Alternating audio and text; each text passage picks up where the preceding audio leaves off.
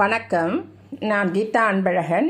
இன்றைக்கி என்ன பதிவுனா, மே 26 வருகின்ற சங்கடகர சதுர்த்தியில் விநாயக பெருமானை நாம் இந்த ஒரு மந்திரத்தை சொல்லி 27 முறை அருகம்புல்லால் அர்ச்சித்தோம் என்றால் நம்முடைய வாழ்க்கையில் உள்ள அனைத்து விதமான தடைகள், நோய்கள், கடன்கள் அத்தனையும் தவிடுபொடியாகி நமக்கு செல்வம் வளரும், செல்வாக்கு வளரும், நாவன்மை வளரும், அத்தனை விஷயங்களும் நமக்கு வளரும் என்பது ஐதீகம். இது என்ன மந்திரம் என்ன?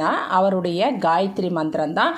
ஓம் தத்புருஷாய வித்மகே வக்ரதுண்டாய தீமகி தன்னோ தந்தி பிரஜோதயாத் என்ற இந்த காயத்ரி மந்திரத்தை நீங்கள் 27 முறை சொல்லணும். ஒவ்வொரு முறையும் சொல்லும் பொழுது ஒரு அருகம்புல்லை எடுத்து விநாயகர் பாதத்தில் வைத்து நாம் மனதார பிரார்த்தனை செய்து கொண்டோம் என்றால் நம்முடைய வாழ்க்கையில் எல்லா விதமான வளங்களும் வளர்ந்து நிறைவான வாழ்க்கை நமக்கு கிடைக்கும்.